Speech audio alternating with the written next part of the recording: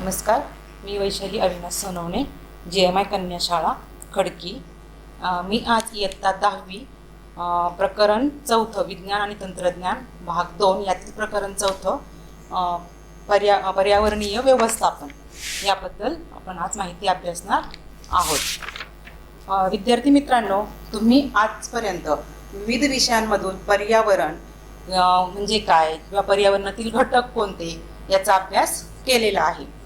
तर थोडा जर तुम्ही विचार केला तर तुम्हाला असं आढळून येईल की आपण पर्यावरणातील कुठल्याही घटकाशिवाय आपण राहू शकत नाही किंवा आपला उदरनिर्वाह आपण करू शकत नाही। उदाहरणार्थ ऑक्सिजन बघा, वातावरणातील ऑक्सिजन जर आपल्याला काही मिनिटे ऑक्सिजन जर नाही मिळाला तर काय होईल? आपण जिवंत राहू शकणार नाही। याचाच अर्थ काय की आपण सर्वजण पर्यावरणातील घटकांवरती अवलंबून असतो। आज इतर सजीवांवरती देखील आपण अवलंबून असतो आणि ही एक प्रकारची साखळी असते आणि ही साखळी म्हणजेच काय तर परिसंस्था। तर ही जी परिसंस्था आहे आणि हे पर्यावरण जे आहे याचं व्यवस्थापन कसं करायचं, कशा पद्धतीने त्याचं संरक्षण करायचं, त्याचं जतन करायचं, त्याचं संवर्धन करायचं याबद्दलची माहिती आपण ह्या पाठात अभ्यासणार आहोत। तर विद्यार्थी मित्रांनो, तुम्ही मागील वर्षी म्हणजे मागील इयत्तेमध्ये परिसंस्था म्हणजे काय, त्याचे प्रकार कोणते, भक्षक म्हणजे काय, भक्षकाचे प्रकार कोणते, प्रदूषण, ह्या सर्वांबद्दल माहिती अभ्यासलेली आहे। तर परिसंस्था म्हणजे काय थोडीशी आपण उजळणी करू।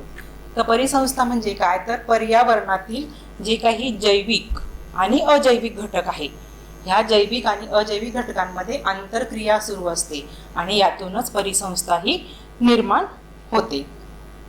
तर या परिसंस्थेमध्ये अनेक प्रकारचे तुम्हाला सांगितले की जैविक आणि अजैविक घटक असतात। जैविक घटक कोणते तर सर्व प्रकारचे सजीव, म्हणजे त्यामध्ये वनस्पती, प्राणी, सूक्ष्मजीव ह्या सर्वांचा समावेश होत असतो। आणि अजैविक घटकांमध्ये वातावरण, पुन्हा तापमान, नंतर वायू, जल, भूमी ह्या सर्वांचा समावेश होत असतो। तर तुम्ही मागच्या वर्षी अन्न साखळी म्हणजे काय, अन्न जाळे म्हणजे काय याबद्दल देखील माहिती अभ्यासलेली आहे। तर अन्न साखळी ही कशी असते? सरळ असते। म्हणजे बघा, इथं एक उदाहरण आहे, या ठिकाणी बघा, या ठिकाणी उत्पादक कोण असतं? उत्पादक असतात वनस्पती। ह्या वनस्पती काय करतात तर पर्यावरणातील वातावरणातील जे काही अजैविक घटक आहेत म्हणजे तापमान किंवा पाणी हे जे आहे हे शोषून घेतात। म्हणजे वनस्पती प्रकाश संश्लेषण क्रियेद्वारे अन्न निर्मिती करतात। मग त्यांच्यावरती कोण अवलंबून असतं अन्नासाठी तर प्रथम भक्षक म्हणजे कुठले की सर्व शाकाहारी प्राणी। या ठिकाणी हे शाकाहारी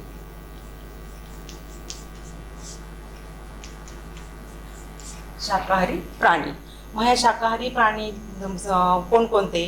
गाय, बैल, उंट, शेळी असे अनेक शाकाहारी प्राण्यांची उदाहरणं देता येतील। मग ह्यांच्यावरती अन्नासाठी कोण अवलंबून असतं तर द्वितीय भक्षकांमध्ये कोण येतं? मांसाहारी प्राणी।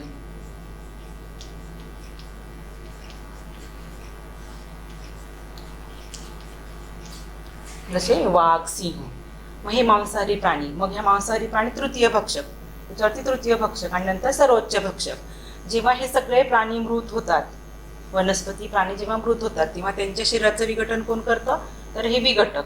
आणि मग हे विघटन करून शरीराचं विघटन करण्याचं काम हे विघटक करतात आणि पुन्हा ते मातीमध्ये मिसळतात। म्हणजे ही जी चैन आहे, साखळी आहे, ही अविरतपणे चालू असते। ही झाली अन्न साखळी।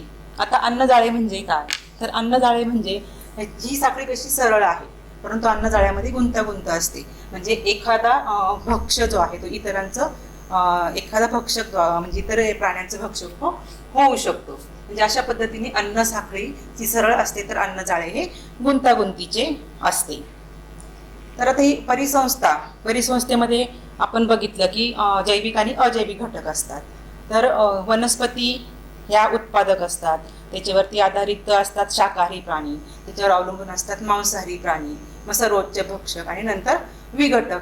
आता तुम्ही म्हणाल की हे विघटकांचं काय कार्य आहे, हे विघटक काय काम करतात तर विघटक हे अतिशय महत्त्वाची भूमिका बजावत असतात। म्हणजे परिसंस्थेतील प्रत्येक घटक जो आहे तो अतिशय महत्त्वाचा भूमिका बजावत असतो। मग हे विघटकांचं कार्य काय आहे की जे मृत प्राणी असतील किंवा वनस्पती असतील तर त्यांच्या अवशेषांचं विघटन करतात आणि ही पृथ्वी स्वच्छ ठेवण्याचं काम, निसर्ग साफ ठेवण्याचं काम हे विघटक करत असतात.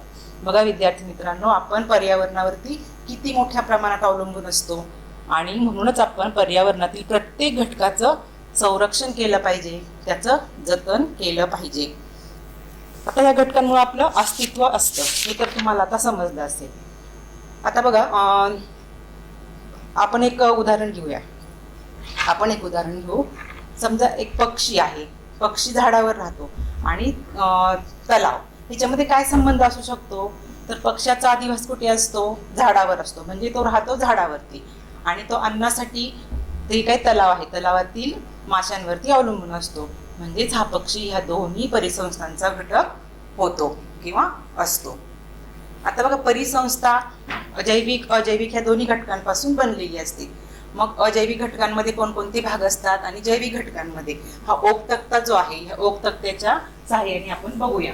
आता ह्या ठिकाणी बघा, ही परिसंस्थेचे मुख्य दोन घटक, अजैविक घटक आणि जैविक घटक. तर मग आता अजैविक घटकांमध्ये पुन्हा दोन भाग पडतात. पहिला भौतिक घटक आणि दुसरा रासायनिक घटक. मग भौतिक घटकामध्ये काय काय येतं? तर हवा, पाणी, भूमी, तापमान इत्यादी सर्व घटक येतात आणि रासायनिक घटकांमध्ये वेगवेगळ्या प्रकारचे क्षार, रसायने यांचा समावेश होतो.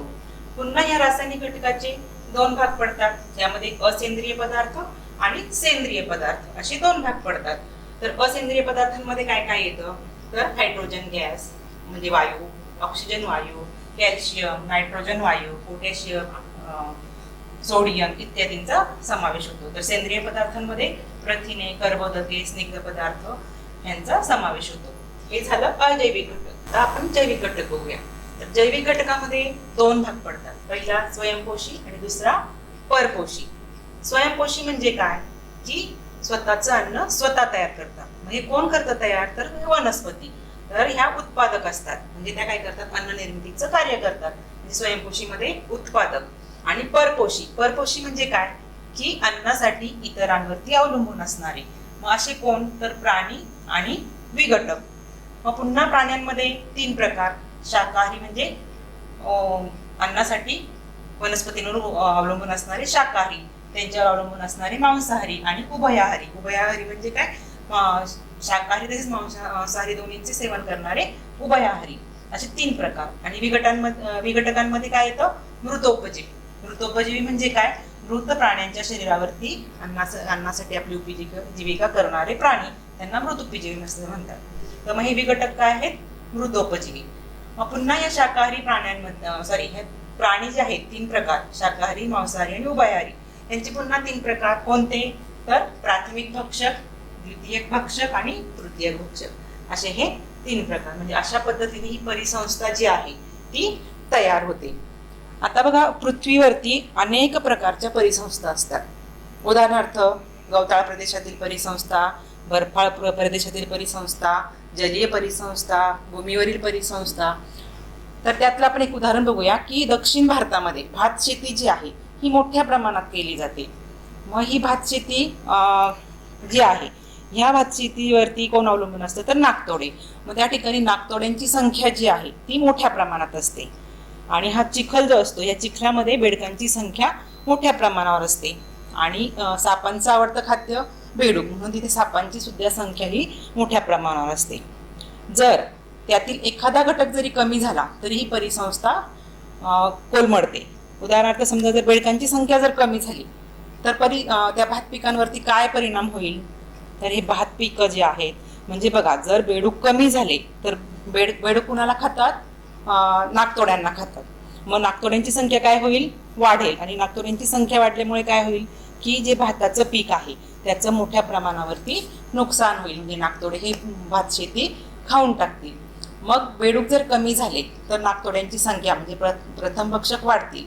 आणि मग साप, त्याच्यावरती कोण अवलंबून आहे? बेडकांवरती साप. तर सापांची संख्या काय होईल? कमी होईल. म्हणजे प्राथमिक भक्षक वाढतील आणि तृतीय भक्षक हे कमी होईल. अशा पद्धतीने हे भक्षकांवरती त्याचा परिणाम होईल. आणखीन परिसंस्थेवर काय परिणाम होईल? तर तिथली परिसंस्था जी आहे ती काय होईल? पूर्णपणे कोलमडून जाईल. आता हे पर्यावरण जे आहे, हे पर्यावरण म्हणजेच काय, तर आपण जिथे राहतो त्याच्या आजूबाजूचा जो परिसर, त्याचे जैविक घटक, रासायनिक घटक, भौतिक घटक, ह्या सगळ्यांचे मिळून पर्यावरण तयार झालेलं असतं. मग हे पर्यावरण जे आहे, ह्या पर्यावरणामध्ये जे सजीव, निर्जीव, नैसर्गिक, रासायनिक सगळे जे घटक आहेत त्यांचा समावेश असतो. आता ह्या पर्यावरणाचे दोन भाग, एक कोणता, नैसर्गिक पर्यावरण, आणि दुसरा मानवनिर्मित पर्यावरण. तर ह्या पर्यावरण आणि परिसंस्था यामध्ये काय संबंध आहे, कशा पद्धतीने तो संबंध आहे, तर बघा, नैसर्गिक पर्यावरणामध्ये कशा कशाचा समावेश होतो, तर हवा, पाणी, तापमान, भूमी, सजीव, ह्या सर्व घटकांचा समावेश कशामध्ये होत असतो, तर नैसर्गिक पर्यावरणामध्ये होत असतो.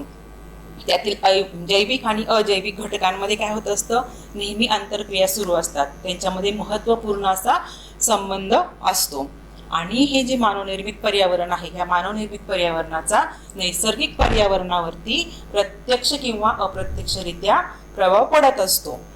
मग हे पर्यावरणातील जे दोन मुख्य घटक आहेत, कोणते, जैविक आणि अजैविक घटक, तर ह्यांच्यामधला जो आंतरसंबंध असतो, या आंतरसंबंधांचा अभ्यास करणारं जे शास्त्र असतं त्या शास्त्राला म्हणतात परिस्थितिकी, इकॉलॉजी. आणि या परिस्थितिकीचं जे काही कार्यात्मक घटक जो असतो किंवा कार्यात्मक एकक जे असतं त्याला म्हणतात परिसंस्था, म्हणजे इकोसिस्टीम. तर ह्या पर्यावरणामध्ये अनेक प्रकारच्या परिसंस्था असतात, हे तुम्हाला माहिती आहे. मग ह्या पर्यावरणामध्ये अनेक प्रकारचे चक्र देखील असतात. मग कोणकोणते, जलचक्र, वायुचक्र. वायुचक्रामध्ये तुम्ही मागच्या वर्षी अभ्यासलेत. कोणकोणते चक्र अभ्यासलेत, तर ऑक्सिजन चक्र, नायट्रोजन चक्र, कार्बन चक्र. तर हे चक्र जे आहेत हे निसर्गामध्ये अखंडपणे सुरू असतात, आणि हे सुरू असल्यामुळे निसर्गाचा समतोल जो आहे हा कायम संतुलित राहतो, म्हणजे समतोल हा राहतो.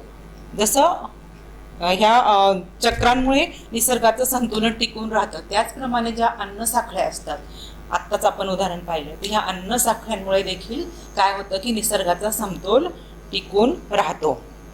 मग हा जो समतोल आहे हा तसाच राहावा, तसाच टिकून राहावा, तो बिघडू देऊ नये, याच्यासाठी आपण काही आपले कर्तव्य असतात, आणि ते समतोल व्यवस्थित अबाधित ठेवण्याचं आपलं आद्य कर्तव्य असतं. हा जो काही नैसर्गिक साधन संपत्तीचा ठेवा आहे, हा ठेवा आपण जतन करून ठेवला पाहिजे, जेणेकरून आपल्या पुढच्या पिढीसाठी तो उपयोगात येईल.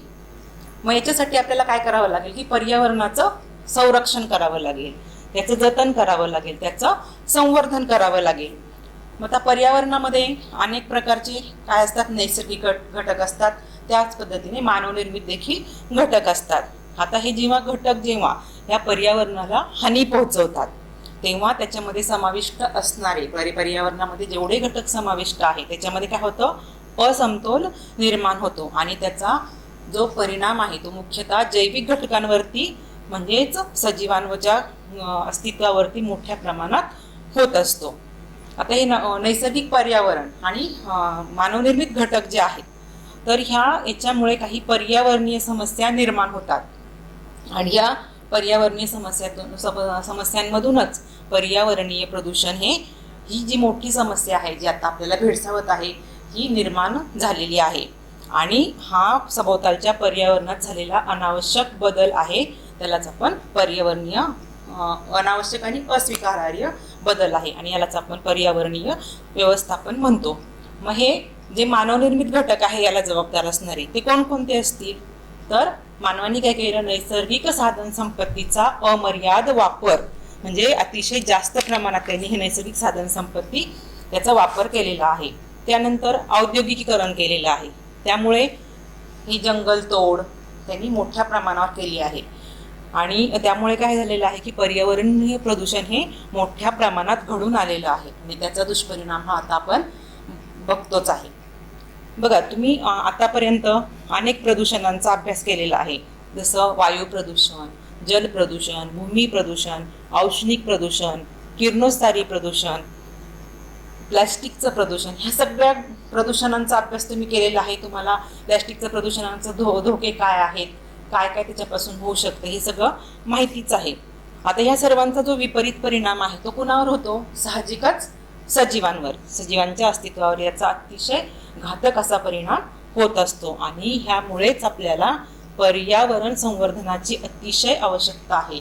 आपण जर आता पर्यावरणाचं संवर्धन केलं नाही तर भविष्य काळात आपल्याला फार मोठ्या संकटाला तोंड द्यावं लागणार आहे. म्हणून आपल्याला पर्यावरण संवर्धन करण्याची अतिशय गरज आहे. मग आता हे पर्यावरण संवर्धन करण्यासाठी अनेक कायदे केलेले आहेत. सरकारने अनेक प्रकारचे कायदे केलेले आहेत.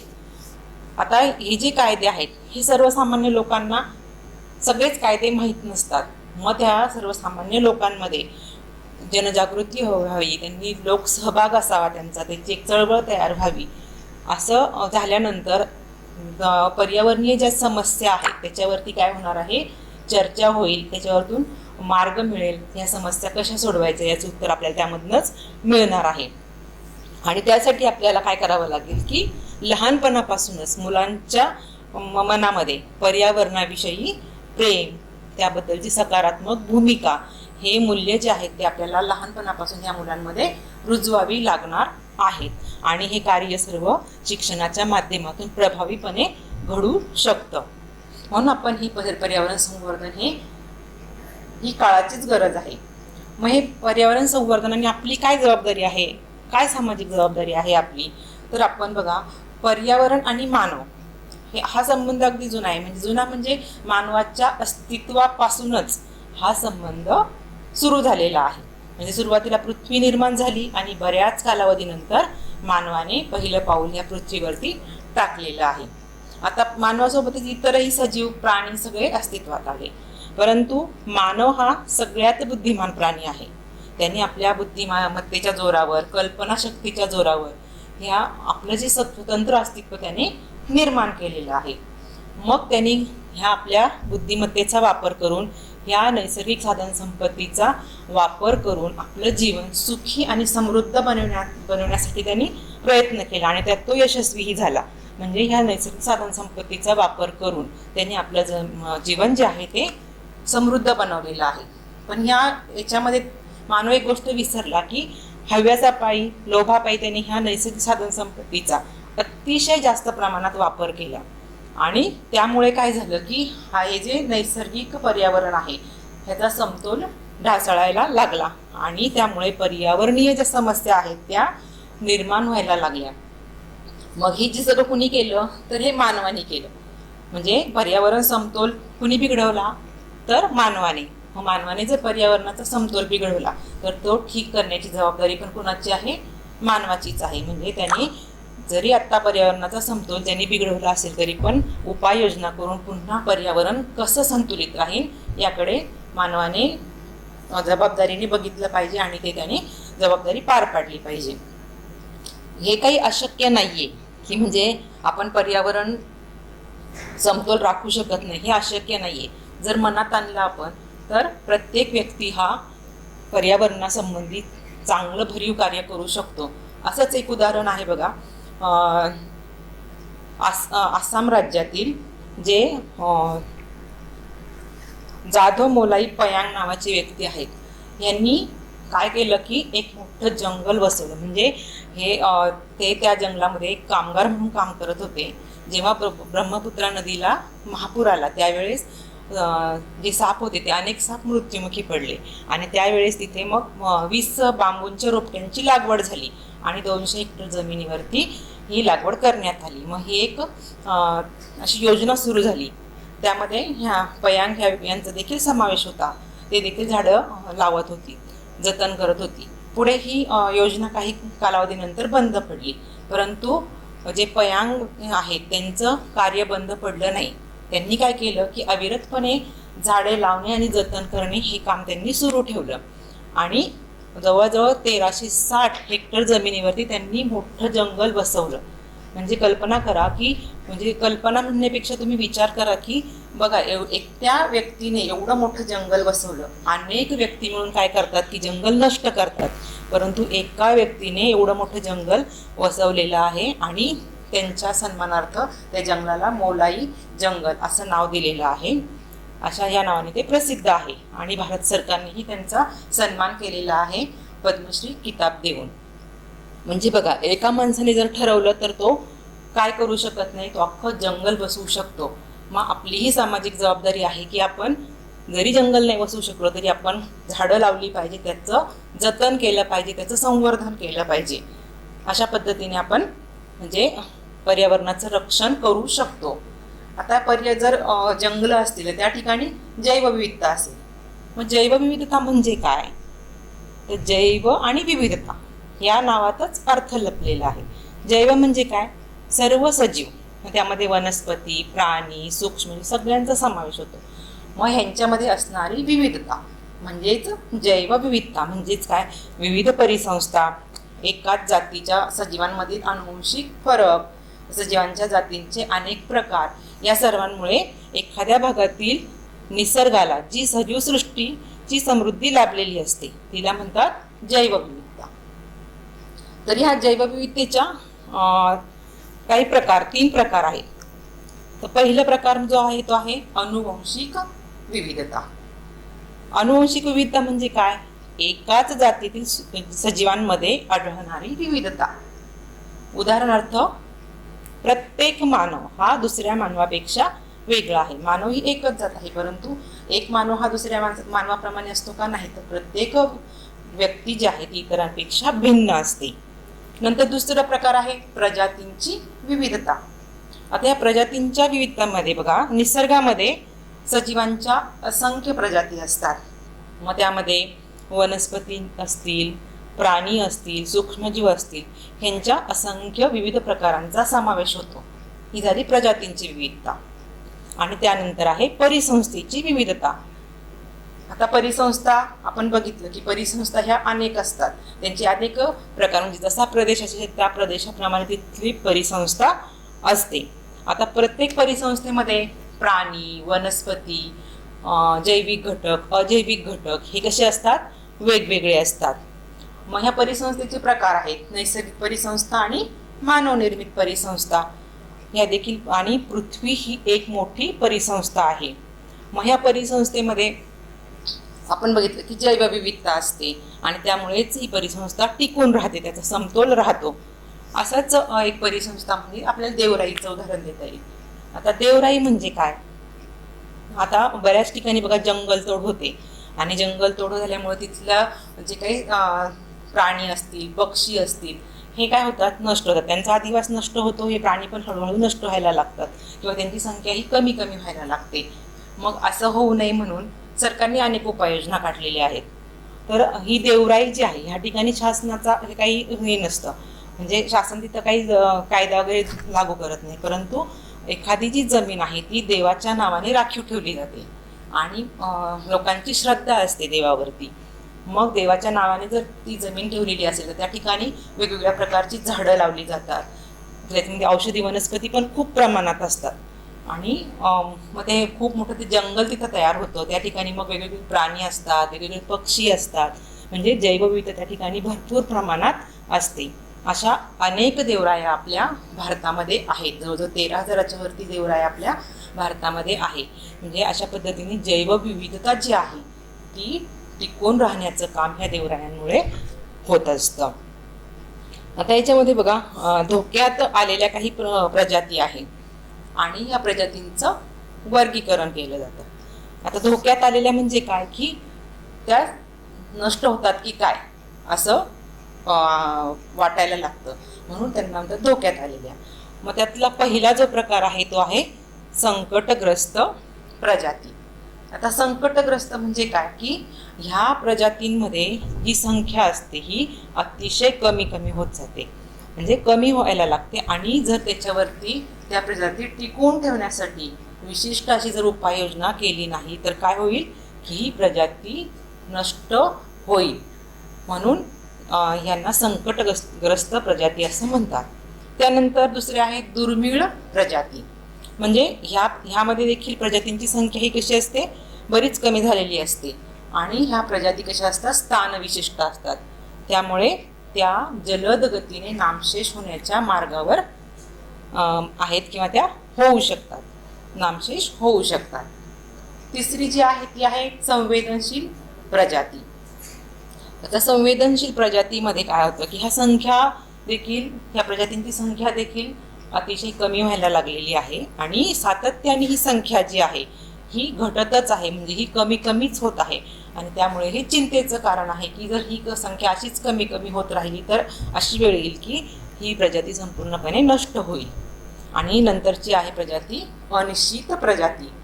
मग ही जी प्रजाती आहे ही धोक्यात आल्यासारखा भास होतो. म्हणजे यांच्या काही वर्तनाच्या सवयी असतात. या सवयींमुळे या प्रजातींबद्दल विशिष्ट अशी माहिती, ठोस अशी माहिती आपल्याला उपलब्ध होऊ शकत नाही.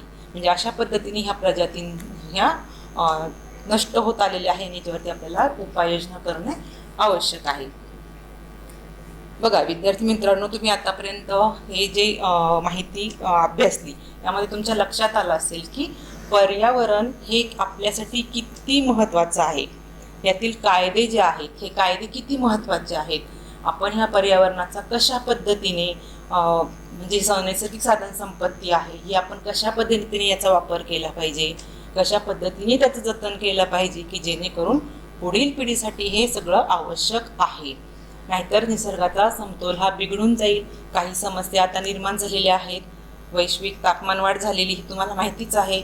मग ह्याच्याने किती दुष्परिणाम होत आहेत, किती होतील अजून दुष्परिणाम याचा अंदाज आपल्याला आता आलेला आहे. म्हणून आपण आता हे जे काही प्रकरणं तुम्हाला अभ्यासायला दिलेली आहेत, 9वीत तुम्ही परिसंस्था अभ्यासला आहे, 10वीमध्ये तुम्ही पर्यावरणीय व्यवस्थापन अभ्यासतायत, तर हे कशासाठी दिलेलं आहे की अभ्यास म्हणून तर आहेच, परंतु त्याचा वापर जो आहे ते जे तुम्ही ज्ञान घेतलेलं आहे हे तुम्ही स्वतः तर ह्याचं संवर्धन करायचंच आहे, परंतु तुमचे जे मित्रपरिवार आहेत किंवा जे जनजागृती करण्याचं महत्त्वाचं कार्य हे तुम्हाला करायचं आहे. आणि त्यामुळे हा पर्यावरणीय व्यवस्थापन हा धडा हा नुसता अभ्यासायचा नाही तर तो अंमलात देखील आणायचा आहे.